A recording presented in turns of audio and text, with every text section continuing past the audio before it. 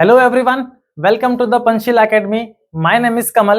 और प्यारे बच्चों, आज के लेक्चर में हम लोग डिस्कस करने जा रहे हैं एक बहुत ही इंपॉर्टेंट रिलेशन के बारे में जो हमें ऑप्टिक्स में काफी हेल्प करने वाला है।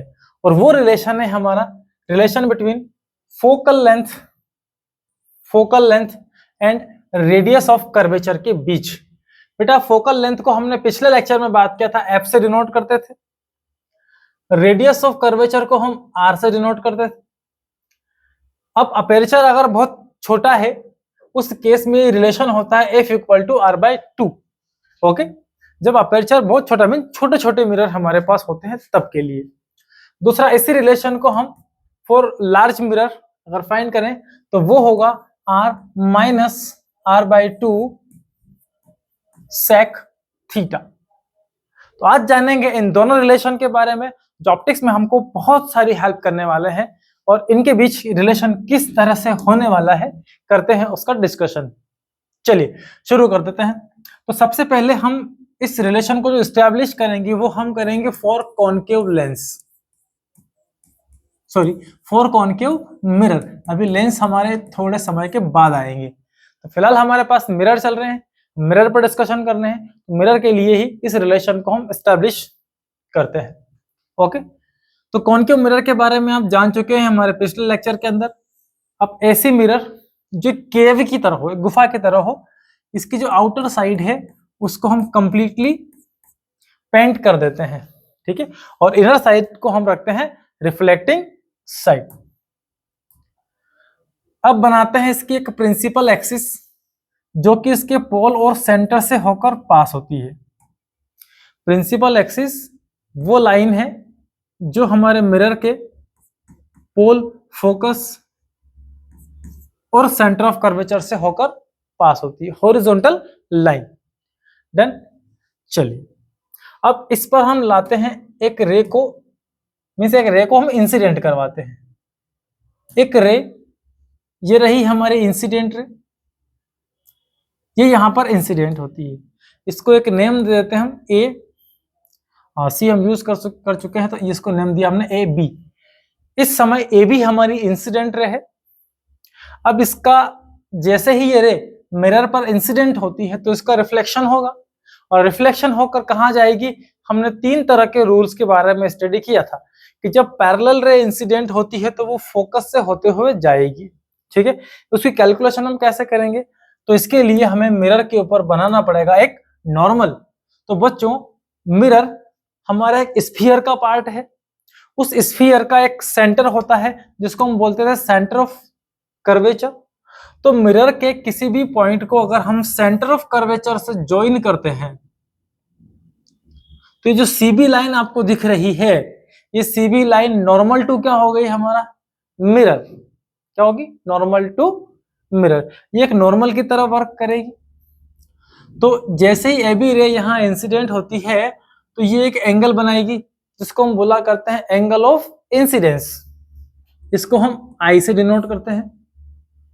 अब जितना इसने एंगल आई बनाया है उतना ही ये रे रिफ्लेक्शन के बाद रिफ्लेक्टेड एंगल बनाएगी और फोकस से होते हुए पास हो जाती है। तो ये क्या बनाती है आर। ओके, क्या क्या चीजें हैं हमारे पास। Number one, A B incident ray,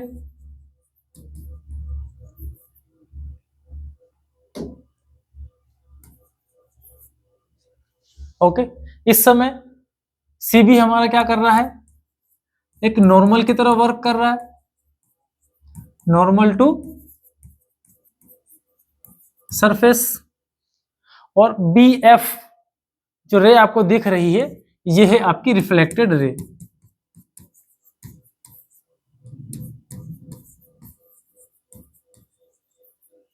okay, done. अब आप देखिए, अगर हम यहां डिस्कस करें कि angle A B C, angle A B C equal होगा, ए बी सी मीन्स ये आई एंगल इक्वल होगा किसके, सी बी एफ के, एंगल सी बी एफ के। क्यों होगा, क्योंकि हमने पढ़ा है रूल्स में angle of incidence is always angle of reflection. दोनों एंगल हमेशा बराबर होते हैं। ओके, अब देखिए ए बी एंड जो सीपी लाइन है, here A B and CP are parallel, दोनों रेस एक दूसरे के पैरेलल है। फॉर दिस रीजन जो एंगल्स होंगे इसके ए बी सी, ये आई वाला इक्वल होगा किसके, बी सी एफ या बी सी पी के, जो दोनों भी आपस में इक्वल है। Then angle A B C is equal to A B C, ये ऊपर वाला एंगल, equal to angle B C F या बी सी पी ले लेते हैं, एंगल बी सी एफ ही ले लेते हैं हम। ओके, तो ये वाली एंगल अल्टरनेट प्रॉपर्टी की वजह से इक्वल है, जो रेड वाली आपको दिख रही है, दोनों एंगल अल्टरनेट प्रॉपर्टी की वजह से इक्वल है। क्या है ये, अल्टरनेट एंगल्स, और इस वजह से दोनों इक्वल है। ओके, इसको बनाओ इक्वेशन फर्स्ट, इसको बनाओ equation second. So by first and second, इन दोनों इक्वेशन से हम डिस्कस करें तो एबीसी इस एंगल के इक्वल है, यही एबीसी इसके इक्वल है, तो ये आपस में भी क्या होंगे, equal angles. So angle C B F equal BCF, angle BCF। It means हुआ यूं कि CBF, ये वाली एंगल ब्लू वाली किसके इक्वल है, BCF के, इस ब्लू वाली के। ओके, ये आपस में इक्वल हो गए, दो एंगल इक्वल हो गए। देन इफ ले लेते हैं, if two angles in a triangle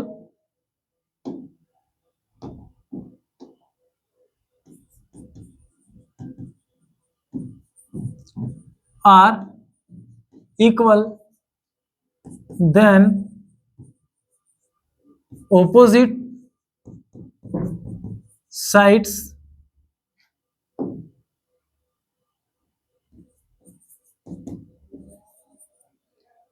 are also equal। अगर किसी ट्रायंगल में दो एंगल बराबर हो तो उनकी अपोजिट साइड जो होती है वो हमेशा इक्वल होती है। मींस BCF की साइड BF इक्वल है किसके, ये जो BF साइड है, देखो ये एंगल बना है BC और CF से, तो अपोजिट साइड BF हो गई। अभी जो एंगल है CB और BF से बना है, तो इसकी अपोजिट साइड हो जाएगी CF। तो ये BF इक्वल है किसके, CF के। अब एक काम करना है हमको, ऐड करना है, adding PF on both sides, दोनों तरफ PF को ऐड कर देते हैं। तो BF plus PF equal CF plus PF। Okay, तो BF और PF हमने ऐड कर दिया है, इधर CF PF ये हमको मिल चुका है, CF PF। तो क्या इसको मैं PC लिख सकता हूं, CF PF, इसको हमने लिखा PC। ओके, तो ये BF प्लस क्या हो गया PF। ओके, यहां तक क्लियर है सभी को। अब देखिए ये BF इस PF का सम है, मतलब इस BF के साथ इस PF को आप क्या कर रहे हो, सम कर रहे हो। अब कंडीशन ये है कि ये मिरर हम स्टडी कर रहे हैं, अगर ये बहुत छोटे छोटे मिरर हो लाइक दिस, ये हमारा एक मिरर है और इस मिरर का ये अपेरेचर है। अगर अपेरेचर किसी मिरर का बहुत छोटा होता है, इफ अपेरेचर आर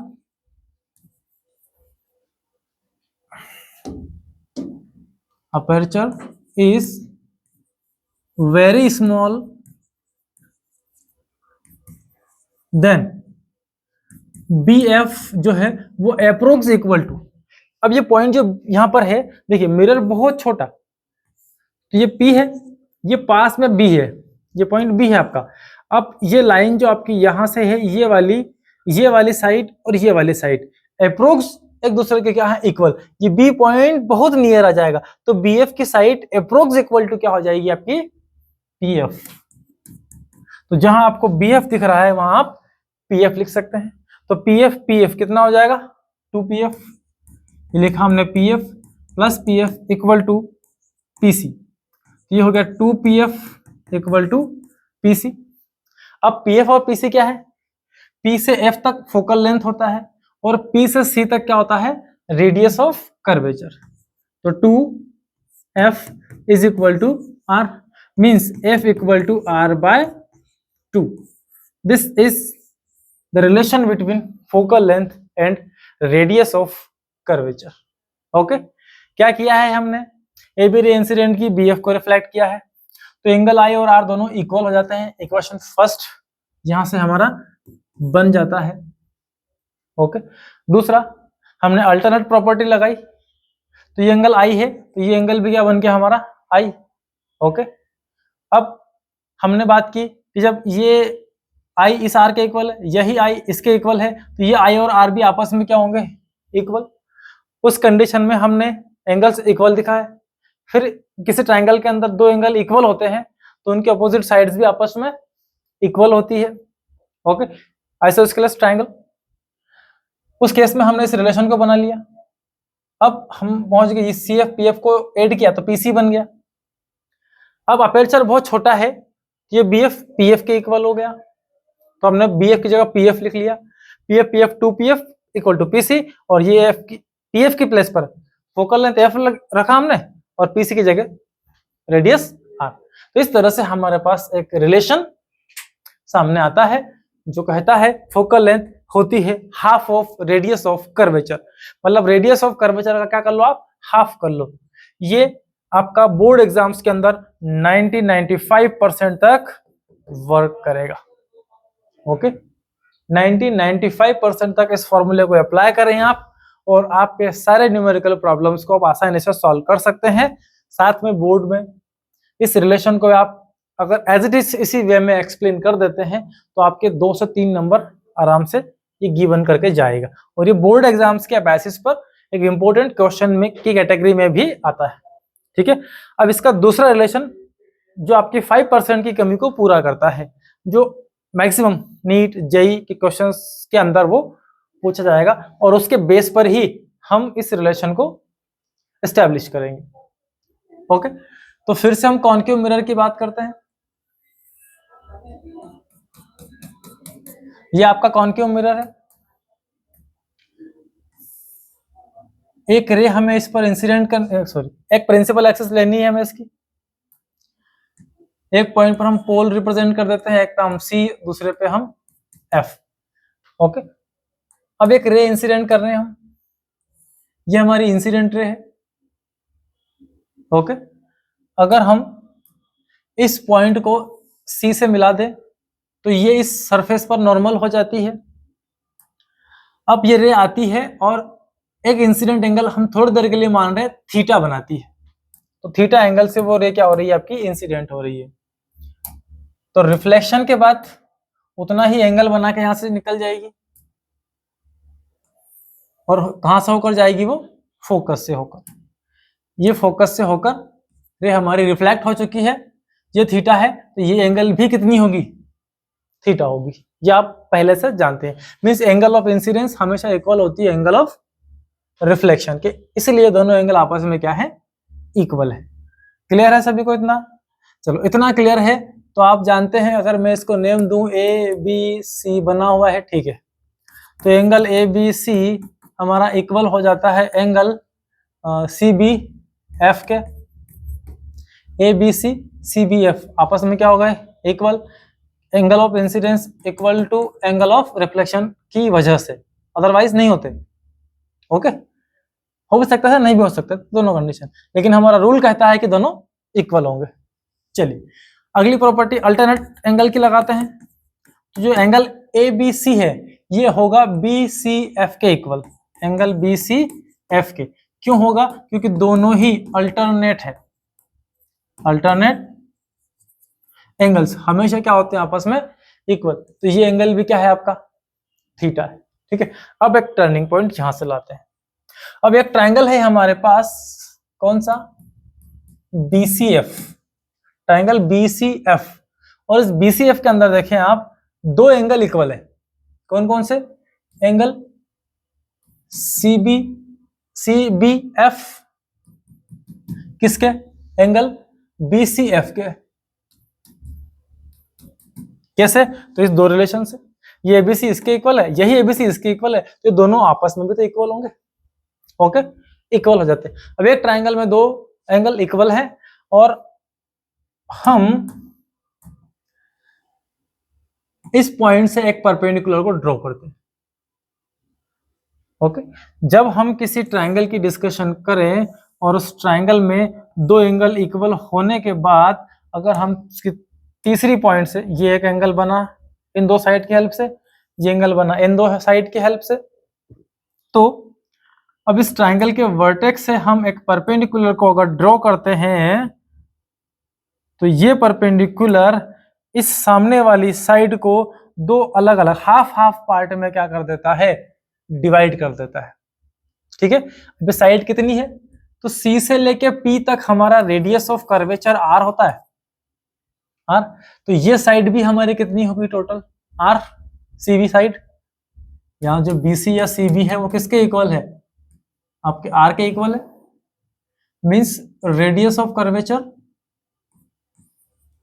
इसके इक्वल होगा। तो ये टोटल पूरा साइड कितना है? R है।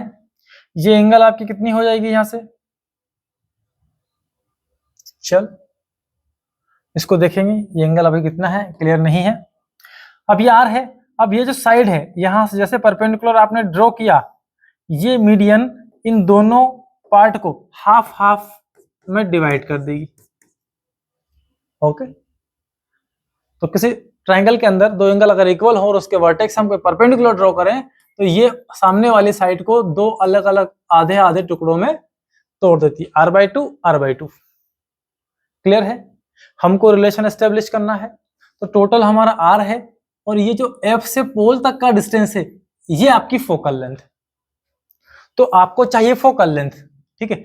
अब आपके पास ये वाली नॉन क्वांटिटी है R, तो हम क्या करते हैं इस वाली क्वांटिटी को मान लेते हैं टोटल X। क्या मान लिया हमने? इसको X कंसीडर कर लिया। अच्छा, इसको X कंसीडर करेंगे हम, ठीक है। इसको X लें या इसको हम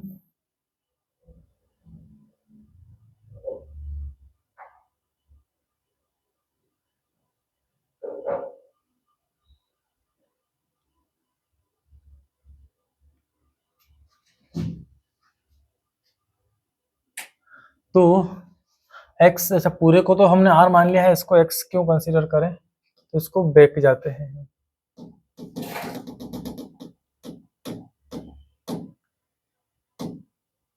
थोड़ा बैक जाएंगे हम और इसको यहीं से रब करना पड़ेगा।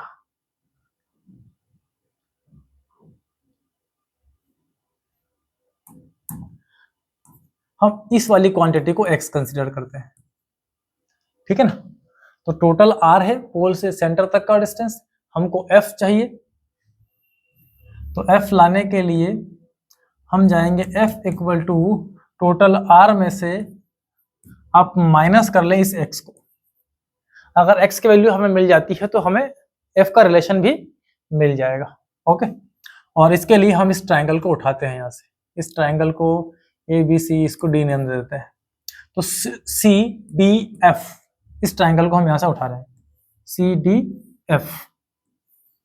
ये एंगल 90 डिग्री है, CDF। ओके, ये साइड आपकी कितनी है? R/2 और ये साइड कितनी है आपकी? X। ओके, तो ये आपका हाइपोटेनस है 90 के सामने, ठीक है। आपकी एंगल ये थीटा है, तो ये सामने परपेंडिकुलर है, और ये क्या हो गया आपका बेस। ओके, हमको एक्स फाइंड करना है, बेस हमारे पास गिवन है, तो हम इसमें लगा देते हैं cos theta. cos theta is equal to base upon hypotenuse. Base कितना है आपका r/2 divide by x, x को इधर ले आओ, तो x equal to r/2 cos theta. Okay, ये x की वैल्यू हमें यहां से मिल जाती है, इसको लाके यहां रख दो। f equal to r minus r/2, अच्छा बाई cos थीटा जो है इसको हम और सोल्व करें तो ये r/2 इंटू सेक थीटा बन जाएगा। x equal to r/2 1 by cos equal to sec theta, तो f equal to r minus r/2 sec theta. Okay, ये आपका एग्जैक्ट रिलेशन होगा फोकल लेंथ और रेडियस ऑफ कर्वेचर के बीच। ओके, अपेरेचर जब बहुत मिनिमम हो तो आप अपना r/2 वाला फॉर्मूला लगा दो, लेकिन अगर अपेरेचर मिनिमम ना हो तो उस केस में आपको इस फॉर्मूले को अप्लाई करना है, इसको बोलते हैं हम पैरालैक्सियल कंडीशन। ओके, इस केस में आपको इस फॉर्मूले को अप्लाई करना है। चलिए, क्लियर है सभी को? हमने ट्रायंगल की हेल्प से ये x वाली वैल्यू फाइंड की है और इसकी वैल्यू यहां पुट की, तो हमारे पास relation r minus r/2 sec theta मिल जाता है। चलिए, ये हमारे पास एक कॉन्केव मिरर है और ये इसकी प्रिंसिपल एक्सिस है। अब यहां हमने क्या किया, एक 3 सेंटीमीटर का एक ऑब्जेक्ट रखा है, यहां से एक रे इंसिडेंट होती है, रिफ्लेक्शन के बाद तो यहां से निकल जाती है। ओके, इस समय ये इसका फोकस है और ये इसका सेंटर है, तो सेंटर से अगर हम इसको मिला दें तो नॉर्मल हो जाती है, या इसको रेडियस अब बोल सकते हैं, ये है 5 centimetre. Okay, radius r equal to 5 centimetre. Object का जो हाइट है, हाइट ऑफ ऑब्जेक्ट वो 3 सेंटीमीटर है। देन हमको फाइंड करना है इसका फोकल लेंथ कितना होगा। अभी हमने अपेरेचर मिनिमम है नहीं, उसके हम डिस्कशन नहीं कर रहे हैं। मिनिमम अपेरेचर के लिए f इक्वल टू आप क्या अप्लाई करेंगे, r/2, लेकिन जब अपेरेचर लार्ज होगा उस केस में इस फॉर्मूले को हम कैसे ऑपरेट करने वाले हैं। डन।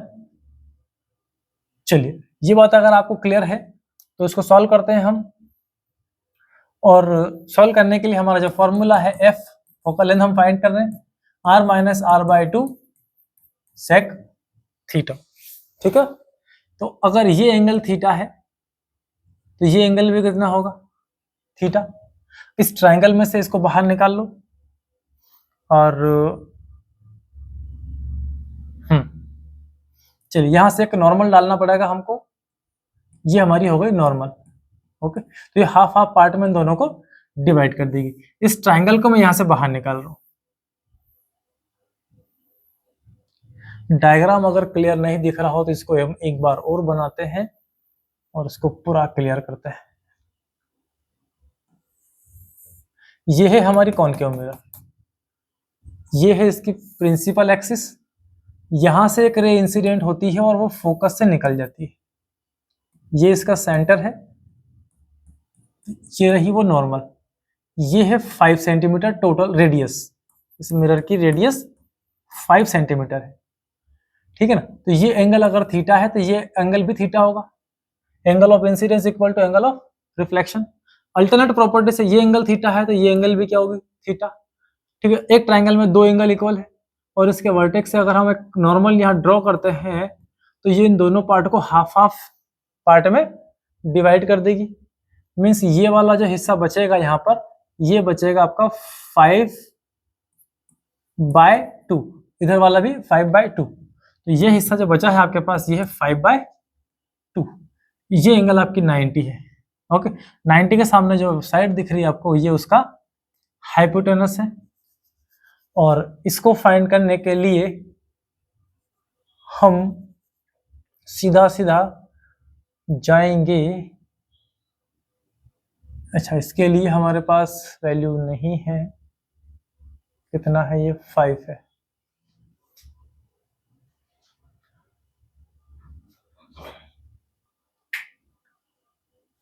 तो इस ट्रायंगल में जो हमने यहाँ निकाला है इसका ये एंगल कितना है, थीटा। अब देखिए ये थीटा है, ये एंगल भी थीटा है, और हमने बोला था कि ये जो हाइट है यहाँ पर ये 3 सेंटीमीटर है ना, हाइट ऑफ ऑब्जेक्ट 3 सेंटीमीटर।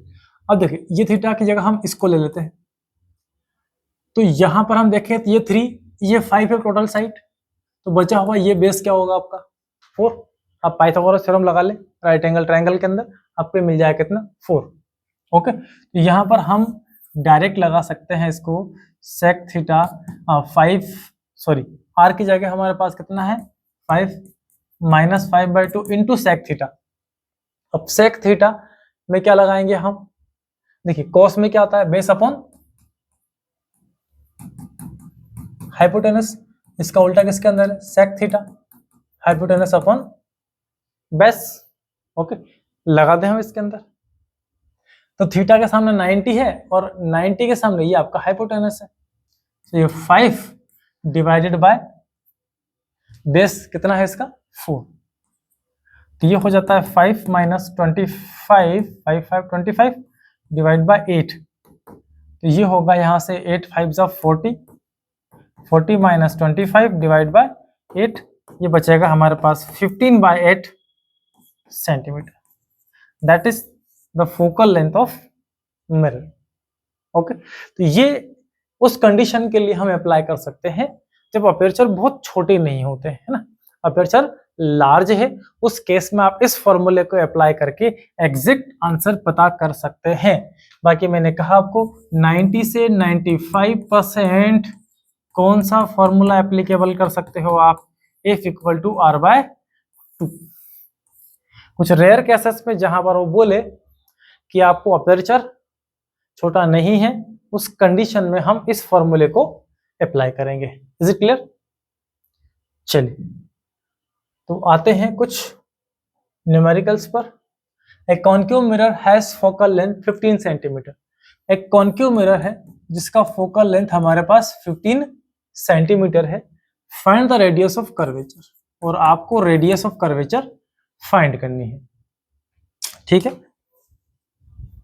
तो सिंपल सा वर्क, अपर्चर मिनिमम है, एफ इक्वल टू क्या कर लें आप R/2, so R is equal to 2F, so 2 into 15 is equal to 30 centimetre. जिस मिरर की आप बात कर रहे हैं उस मिरर का रेडियस ऑफ कर्वेचर है यहाँ पर 30 सेंटीमीटर। सिंपल सा एक क्वेश्चन और है, the radius of curvature of a convex mirror. Convex mirror की बात है, वो मिरर में क्या होता है, अभी हम साइन कन्वेंशन के बारे में भी डिस्कस करने वाले हैं, और फिलहाल यहाँ पर जो फोकल लेंथ और रेडियस है इनमें साइन कन्वेंशन से इतना फर्क नहीं पड़ेगा फिलहाल, इन दोनों के बीच जो रिलेशन है उसके लिए, क्योंकि कॉन्केव की बात करें तो इसका फोकल लेंथ भी नेगेटिव, रेडियस भी नेगेटिव है ना, आप हम आगे कैसे नेगेटिव होती है। कॉन्वेक्स लेंस की बात करें तो इसका रेडियस भी पॉजिटिव, फोकल लेंथ भी पॉजिटिव, कोई फर्क नहीं पड़ेगा। इधर जाएंगे हम तो सारी वैल्यूज क्या होती है, पॉजिटिव होती है, इसलिए हम साइन कन्वेंशन की बात यहाँ नहीं कर रहे हैं। नेक्स्ट पार्ट में हम साइन कन्वेंशन पर भी आएंगे जो आपको पूरे न्यूमेरिकल को कंप्लीट आंसर लाने में काफी हेल्प करेगा, उसके बगैर आप आंसर भी नहीं ला सकते करेक्ट। तो यहाँ तो जरूरत नहीं है हमको। So the radius of curvature of a convex mirror equal to 40 centimetre, तो आपको फोकल लेंथ फाइंड करना है। सीधा सा focal length equal to R/2, इस केस में 40/2 कैंसिल कर दो, कितना बचेगा 20 सेंटीमीटर, दैट इज और करेक्ट आंसर। ओके, बहुत सिंपल से क्वेश्चंस थे, सिंपल सा हमारा रिलेशन था। आज का लेक्चर होता है यहीं पर हमारा एंड। मिलते हैं नेक्स्ट लेक्चर में मिरर फॉर्मूले के साथ, तब तक के लिए पढ़ते रहें, मस्त रहें। All the best.